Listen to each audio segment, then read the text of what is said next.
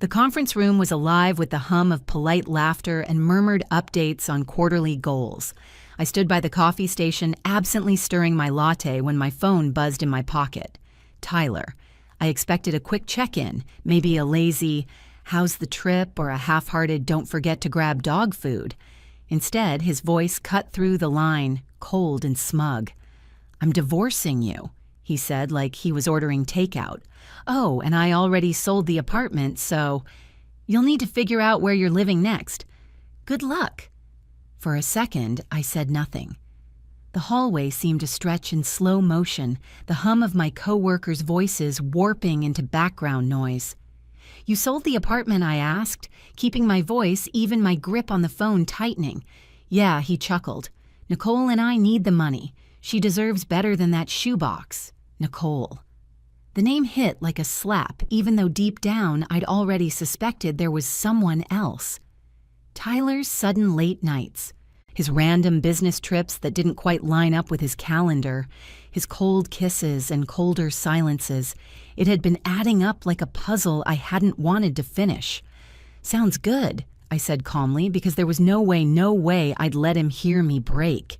He thought he was ending me, that he'd just dropped a bomb that would leave me scrambling, begging, broken. But here's what Tyler didn't know. My name is Amelia Barnes, I'm 33, and I'm a senior analyst at a mid-sized consultancy firm in downtown Chicago. I've always been the quiet fixer, the one who smooths the details, handles. The fine print does the invisible work that keeps everything afloat. Tyler never saw that side of me. He thought he was the mastermind, the big thinker, the charming strategist, the one who made the real decisions.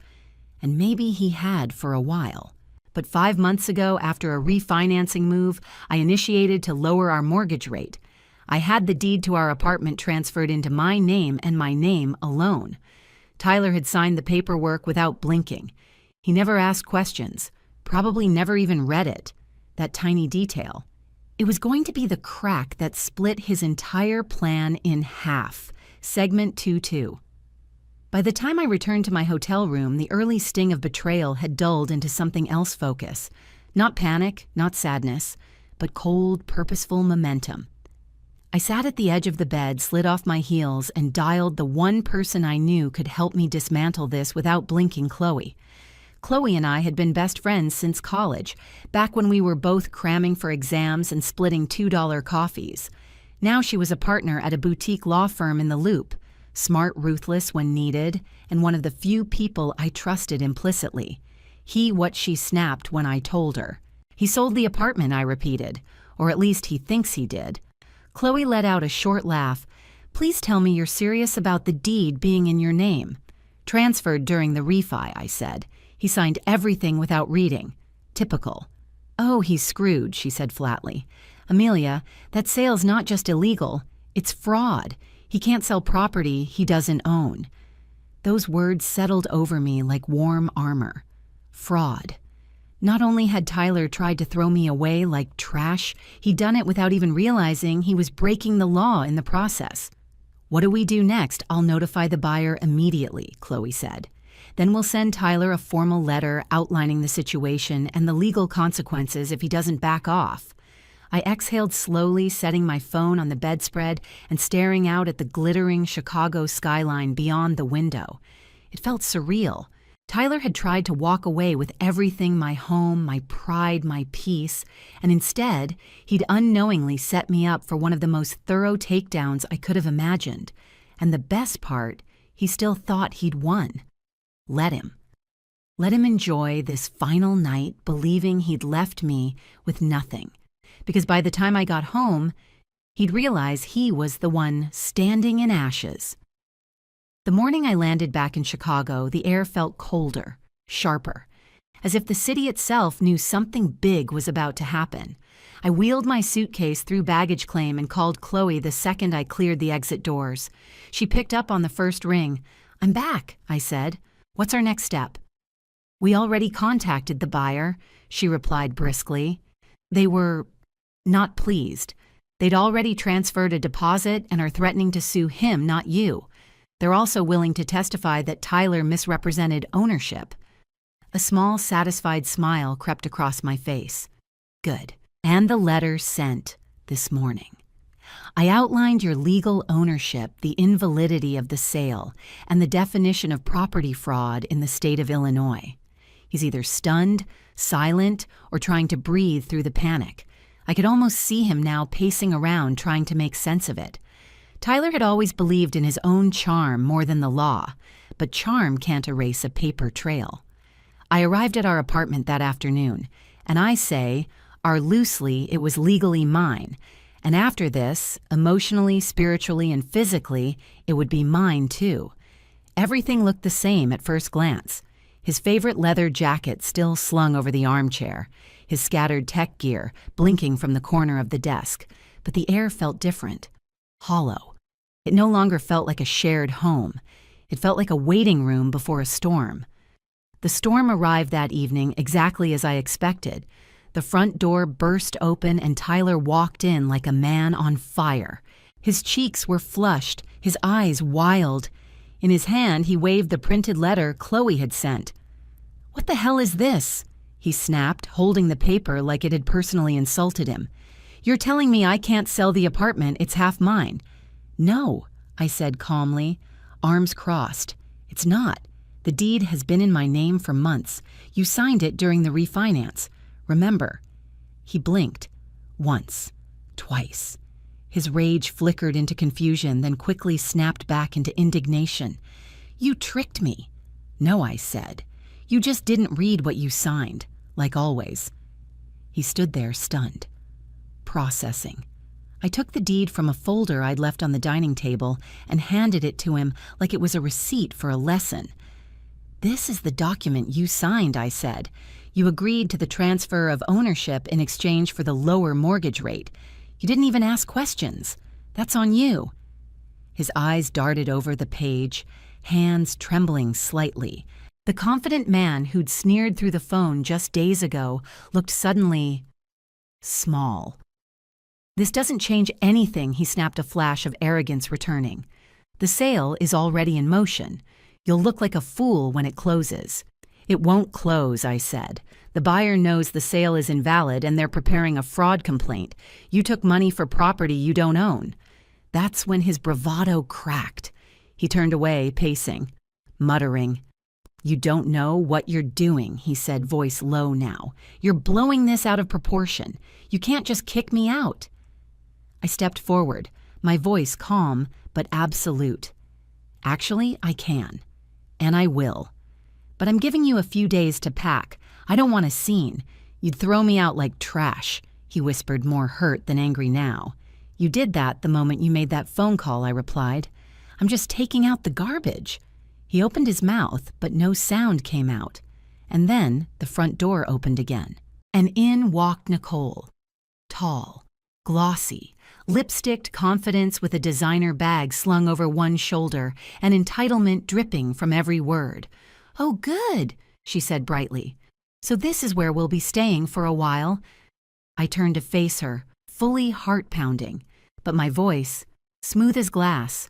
"No," I said. "This is where you won't be staying. Ever." Nicole blinked at me, clearly not used to being told no. She looked around the apartment like it was a showroom floor she'd already purchased.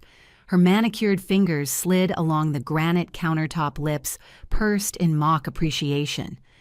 Tyler stood in the middle, torn between damage control and embarrassment. "Amelia, don't do this in front of her." "No," I said firmly. "This is exactly the time to do it. Because I want her to hear the truth from me, not from whatever nonsense you've fed her." Nicole turned to him confused. "Wait, what is she talking about?" Tyler shot me a warning look, but I wasn't playing by his rules anymore.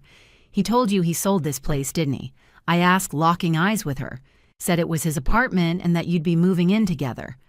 Nicole nodded slowly, her eyes narrowing. "Yeah." So I gestured to the open deed folder still on the table. "Tyler doesn't own this apartment. I do.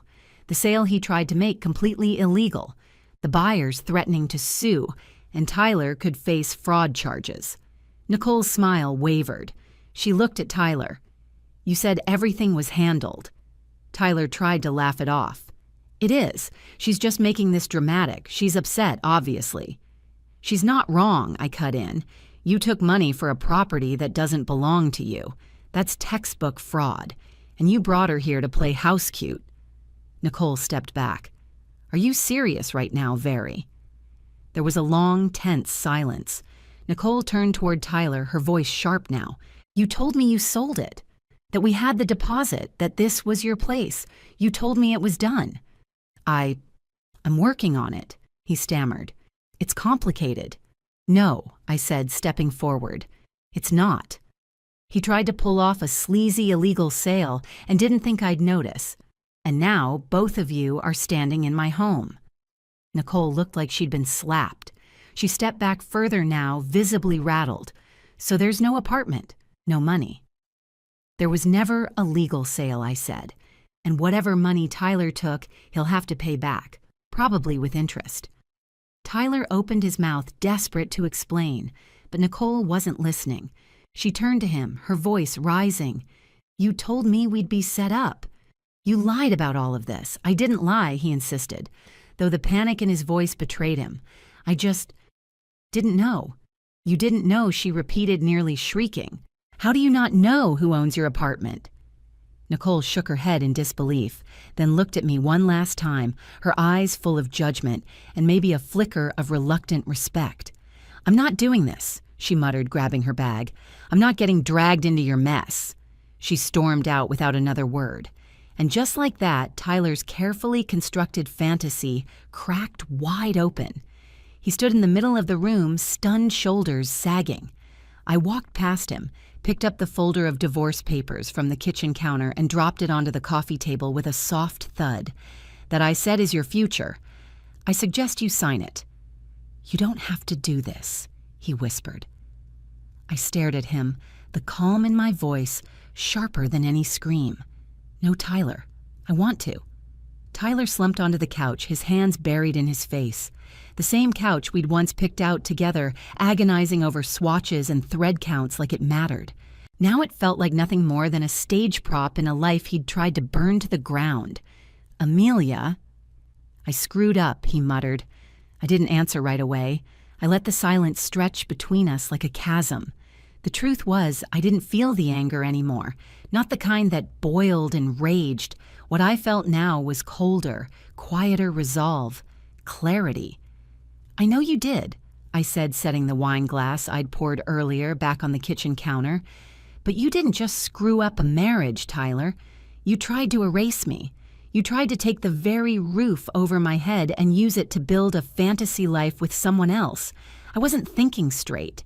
You were thinking selfish, I corrected, and you thought I was too weak or too trusting to notice. He looked up, eyes rimmed with red. I didn't mean for it to go this far. Nicole pushed for the sale. She wanted the money. You just didn't care who you hurt, I finished. There it was. The truth he kept dodging neatly laid out like a trap he'd set for himself, and he walked right into it. I've lost everything, he said, voice cracking. She's gone. You're done with me. My job's on the line if this legal stuff blows up. I tilted my head. Maybe you should have thought about that before you committed fraud, Tyler. He winced. That word still hit him hard. But we were happy once, weren't we? He asked, almost desperately. Doesn't that count for something? I sat down across from him, folding my hands in my lap. It counted until you started counting me out, I said. You stopped listening. You stopped showing up. And then you didn't just check out, you replaced me. His voice dropped to a whisper. I didn't mean to replace you, but you did. And now you're finally seeing what that costs. He looked at the folder again, the thick divorce packet Chloe had prepared. His fingers hovered over the edge. You already had this ready. I had a feeling I'd need it, I said. You gave up on us long before that phone call, Tyler. I just finally caught up. There was a beat of silence. Then he asked, Is there anything I can say to fix this? No, I said softly, but with certainty. This isn't something you fix. This is something you accept. He leaned back, defeated. I never thought you'd be the one holding all the cards. I never thought I'd need to, I replied. The next morning, he was gone. He left behind his boxes the keys and a pathetic handwritten note that simply read, "I'm sorry." There was a time that would have shattered me. Now it felt like closure. That evening, Lauren came over with takeout and a mischievous glint in her eyes. So she said, holding up a greasy bag of dumplings ready to burn his stupid jerseys, "Or do you want to donate them to someone who doesn't suck?" I laughed the sound, catching me off guard. Let's donate. No point in giving him that kind of ceremony. We boxed up what little he hadn't already taken and toasted with cheap wine to fresh starts. "Do you know how proud I am of you?" Lauren said, raising her glass. I looked around the apartment now stripped of Tyler's clutter and chaos and smiled. "Yeah," I said. For the first time, I think I'm proud of me too. The silence after Tyler left wasn't empty. It was clean. For the first time in years, the apartment felt like mine. The hum of the fridge, the light from the windows, even the echo of my own footsteps across the hardwood, they all belonged to me again. There were no more scattered receipts from his impulsive spending, no cluttered desk filled with useless gadgets, no loud gaming chair looming in the corner like a third presence in the room. Just me. That weekend, Lauren came over with 2 coffees, a Bluetooth speaker, and a plan. "We're detoxing," she announced, dropping her oversized tote on the couch. Spiritual, emotional, and definitely decorative. We started with the living room. I moved my favorite print, an abstract skyline I'd always loved, into the center of the gallery wall where Tyler's ridiculous vintage sports poster used to hang. We swapped out the dark, moody throw pillows for warm amber and cream tones. The apartment seemed to exhale. As we rearranged the bookshelves, Lauren pulled out one of Tyler's old fantasy novels. "You keeping any of his stuff?" I paused. "Only the things that aren't soaked in ego." She laughed, tossing the book into the donation pile. Fair. Each item I boxed up wasn't just a possession, it was a piece of control I'd given away without realizing, a decision I'd let someone else make. Every item I removed was a declaration, I choose me now. Later that afternoon, Chloe called. "You have a minute always," I said, settling into my reading chair. "I have good news," she said. "The buyer has formally withdrawn. No court, no fraud charges, as long as Tyler doesn't push his luck." Relief swept through me like a deep breath I hadn't realized I was holding. And the divorce he signed. Just like that. I was free. There was no dramatic standoff, no final speech, just a quiet line drawn in ink and sealed with a signature. "He didn't even ask for anything," Chloe continued. "I think he knows he doesn't have a leg to stand on. And maybe a part of him knows he doesn't deserve a piece of what you built." I blinked back the sudden sting in my eyes. "Thank you, Chloe." "Don't thank me," she said warmly. "You did this. You protected yourself. You fought back. And you didn't stoop to his level. That's power." When the call ended, I sat in the silence of my apartment for a long moment. I wasn't just divorced. I wasn't just living alone. I was free. Free from the gaslighting, the passive-aggressive digs, the way he'd taken up so much space and left me shrinking smaller just to keep the peace. The next day, I took a half-day off work and went to a local boutique I'd passed a dozen times but never allowed myself to enter. I bought a bright mustard velvet chair that Tyler would have hated and had it delivered that evening.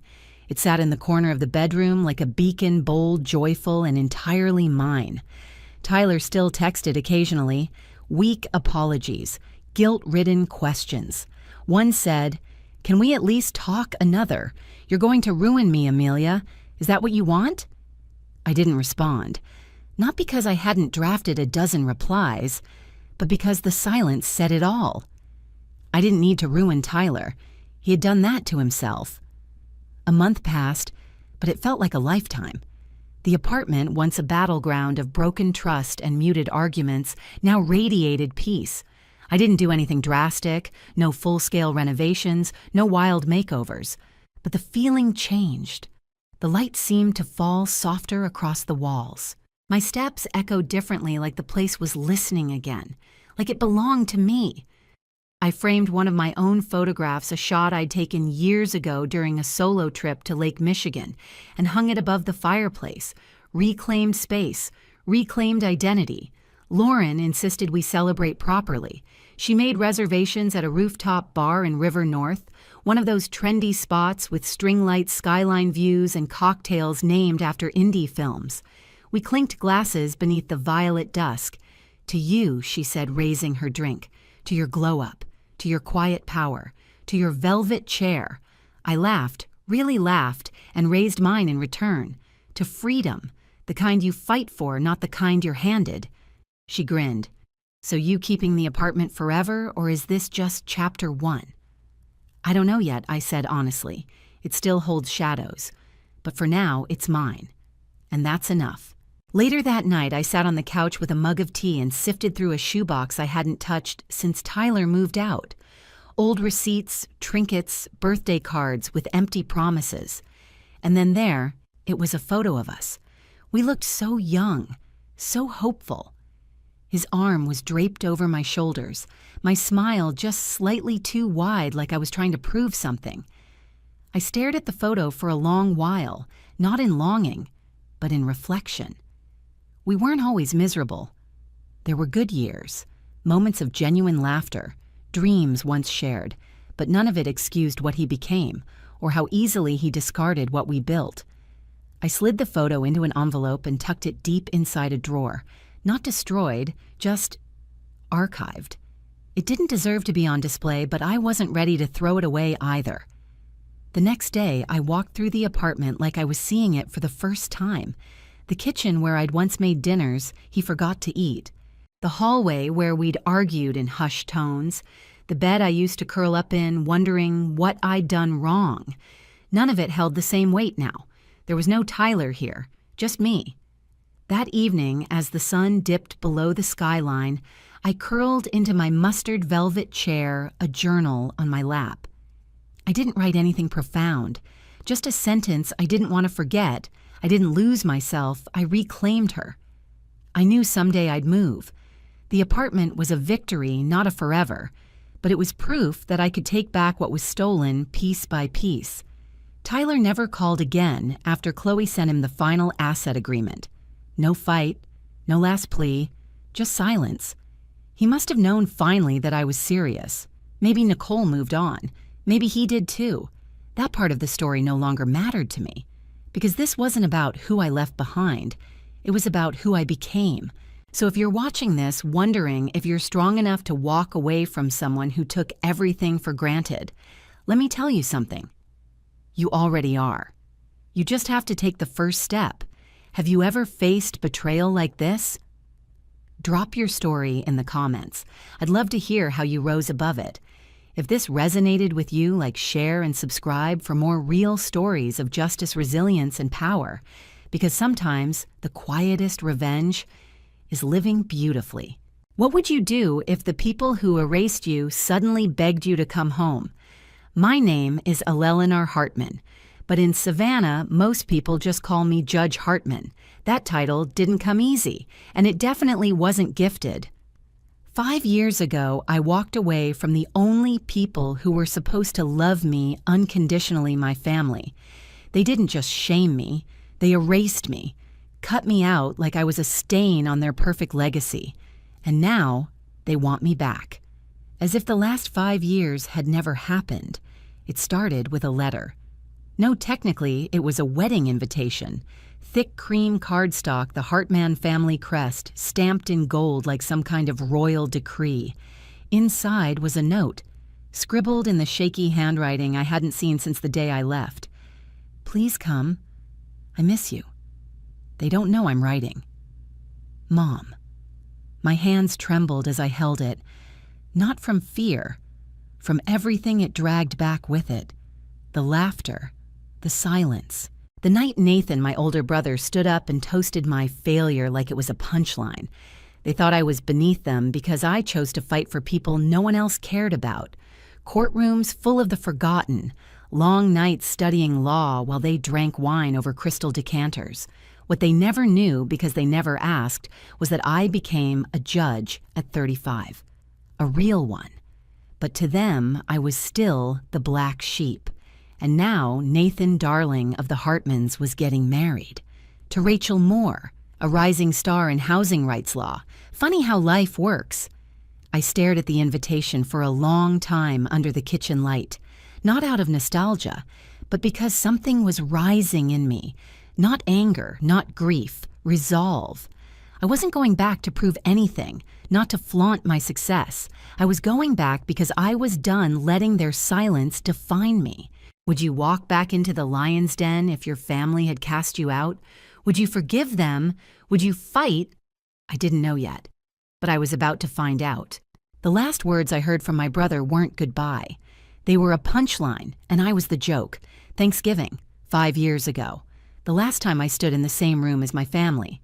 I remember the scent of rosemary stuffed turkey, the soft clink of fine crystal, the kind of tension that doesn't scream it, whispers behind napkins and clenched jaws.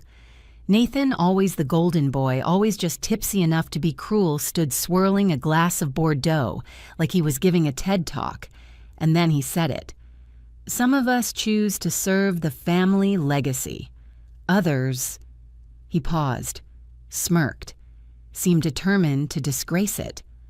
Laughter rippled across the table, that brittle, uncertain kind of laugh, the kind where no one's sure if it's okay to laugh, but they do it anyway because silence is worse. My mother's hand tightened around her wine glass, her lips pressed into a razor-thin line. My father. He stared at the centerpiece like I didn't exist. I was 29, a public defender, freshly sworn in. Exhausted but proud, fighting for people without voices, without choices. But to the Hartmans, that wasn't noble. It was embarrassing. That night, I folded my napkin with more dignity than anyone in that room had shown me. I didn't yell, I didn't cry. I just stood, and I walked out.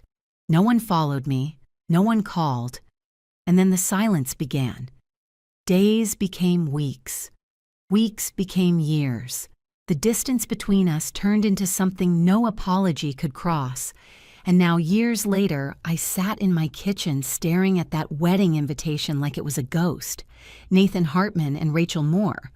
I didn't know Rachel personally, but I knew her type. Polished. Precise. The kind of woman my family adored. Still, my mother's note was a crack in the stone wall they'd built between us. I needed to talk to someone who remembered who I really was. So I called Dana, my best friend since law school. I got the invitation, I said. There was a pause. Ellie, are you really thinking of going? I rubbed my forehead. I don't know. Part of me wants to burn it. Another part, maybe it's time. Dana's voice softened. Not for them, she said. For you. That night's sleep didn't come easy. My mind was loud with memories and what-ifs. I found myself pulling out an old box from the back of my closet. Inside was a letter yellowed at the edges, written in the firm, steady hand of the only family member who ever truly saw me. My grandfather. Real power isn't loud, Ellie. It's standing tall without pushing others down. You weren't born to be their favorite. You were born to outgrow them. I pressed the paper to my chest and let it ground me. 5 years is a long time to carry a wound. Maybe it was time to stop letting it bleed. The next morning, I knew. I wasn't going back to win their approval. I was going back to reclaim my peace. Sometimes walking back into the past isn't weakness. It's the boldest move you can make. The morning I decided to go back, Savannah was wrapped in a soft silver mist. I stood at my window, coffee cooling in my hand, watching the world blur behind a thin film of fog. For the first time in years, the thought of facing my family didn't send panic rushing through my veins. It sent something else. Stillness. Strength. I pulled out my laptop and typed in a name that hadn't crossed my mind in months. Rachel Moore. I needed to know exactly who Nathan was marrying. It didn't take long. The internet had plenty to say. She wasn't ornamental. She was a fighter, a rising star in housing law, fierce, articulate, beloved by tenant rights groups, and then buried in a news archive I found it. 8 months ago, she'd stood in my courtroom, arguing passionately for a group of tenants being pushed out of their homes. I hadn't made the connection at the time, no smug glances, no name-dropping, just a young lawyer doing the right thing. I sat back in my chair, an ironic smile tugging at my lips. Nathan, the man who had once laughed at my career, was about to marry a woman shaped by the very rulings I had made from the bench. Life, it seemed, had a sense of humor. But going back wasn't just about appearances. It would cost something, emotionally, mentally. I called Dana again. "What do you want from this?" she asked softly. I hesitated. Closure, maybe. Or maybe just to stop feeling like I ran away. "Then go," she said. "But go for you. Not to prove anything to them." That night I opened the velvet box that held my grandfather's gift, a simple silver pendant shaped like Lady Justice. He had given it to me when I passed the bar. It wasn't a weapon. It was a reminder. The next morning I mailed the RSVP, and before heading to court I made a quiet detour. The cemetery was still the ground damp from early rain. I knelt by my grandfather's grave and set a small bouquet of lilies against the marble. "You always saw me," I whispered, "even when no one else did." I reached into my coat, pulled out the letter he had once written, and read it again. His words had carried me through every late night and courtroom war. They carried me now. As I stood to leave, I felt something shift inside me. Not healed, not whole, but lighter.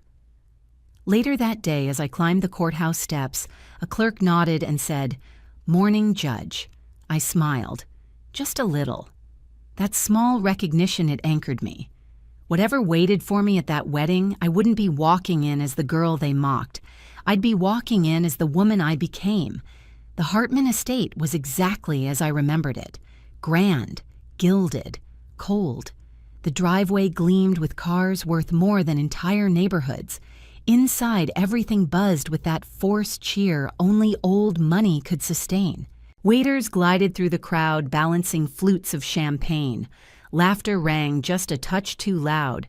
I moved past the entryway, past the wall lined with photos of Nathan, his whole life displayed in high-resolution milestones. Baby Nathan, graduation Nathan, medical board Nathan. Me, I wasn't on those walls. I had been cut out like I never existed. In the side parlor, I heard the whispers start. She actually came. I heard she's just a traffic judge. Well, it's not like she's doing real work. Their words brushed against me like thorns, but I didn't flinch. Not anymore.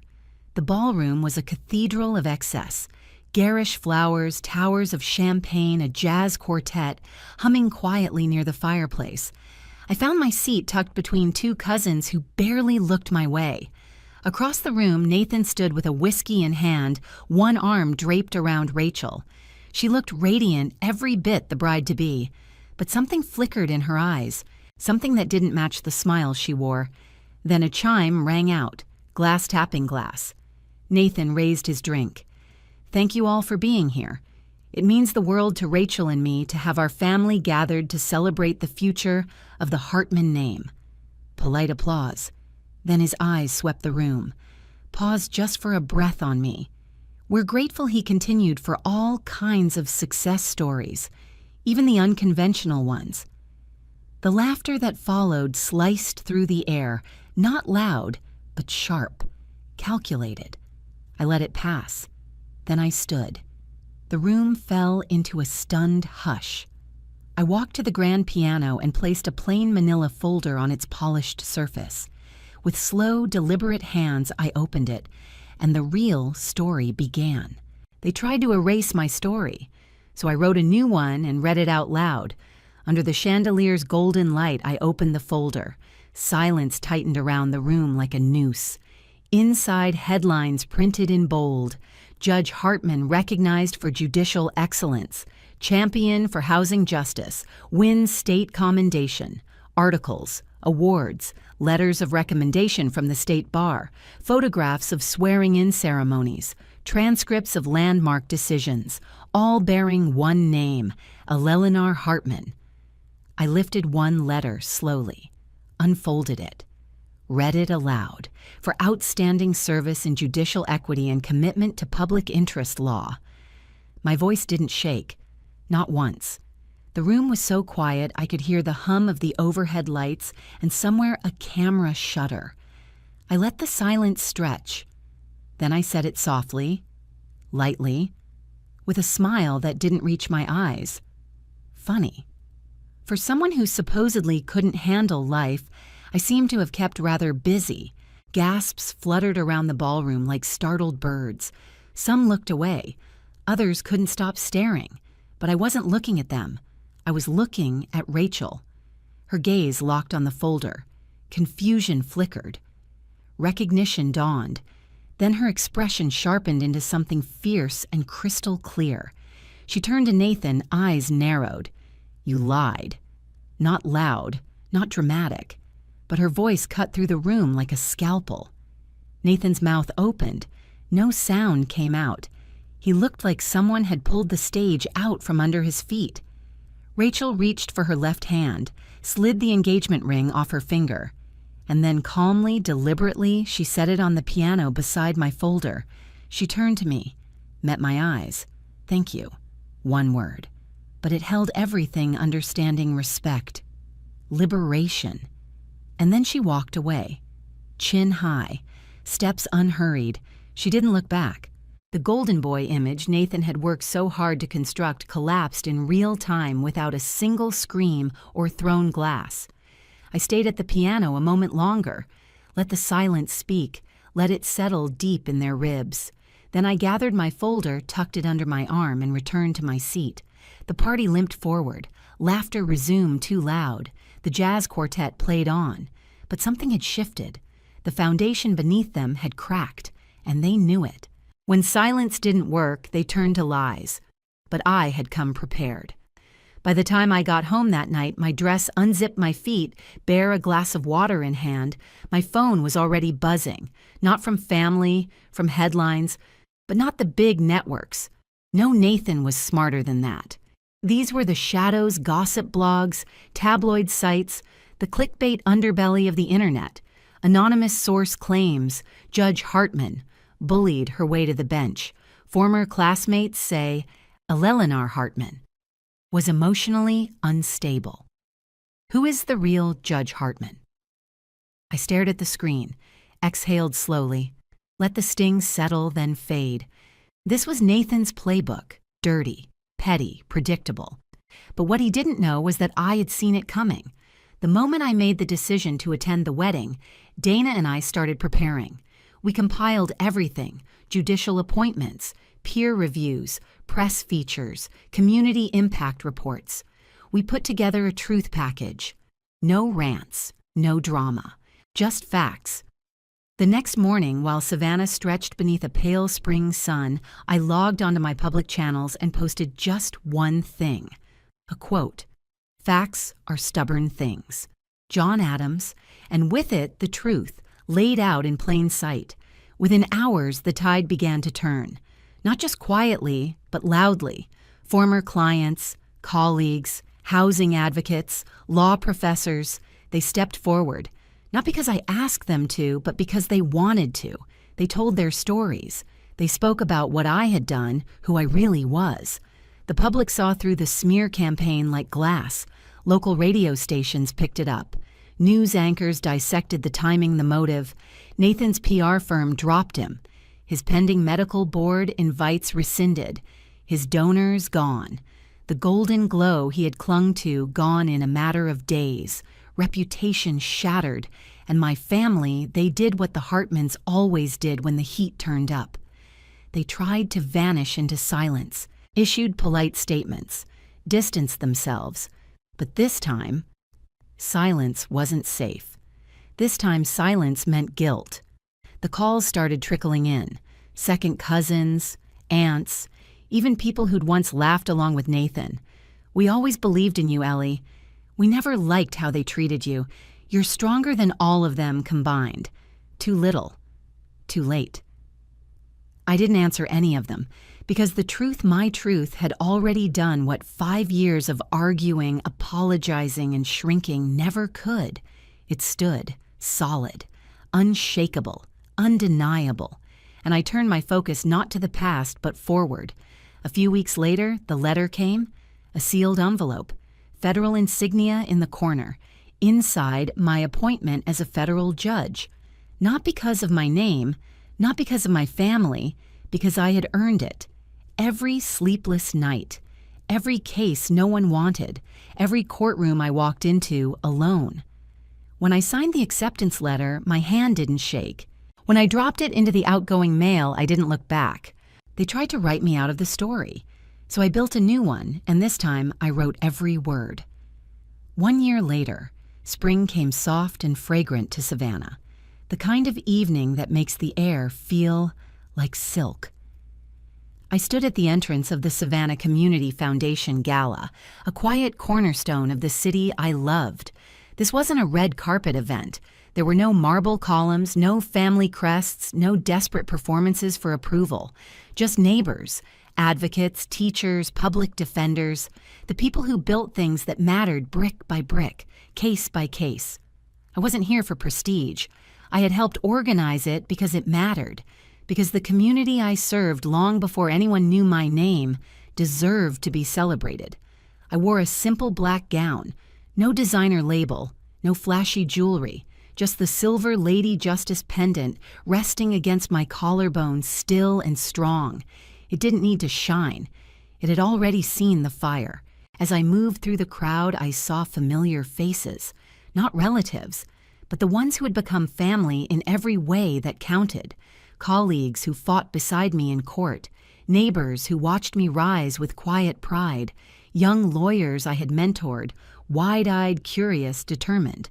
And then I saw her, Rachel. She stood near the back of the room, half shadowed by soft uplighting and conversation. She wasn't the woman I'd seen at the engagement party. She wasn't even the one who had taken off the ring and walked out. She was someone new, someone whole. No gown, no mask, just jeans, a blouse, and a strength that didn't need to prove itself. When she crossed the room, she didn't come with apology.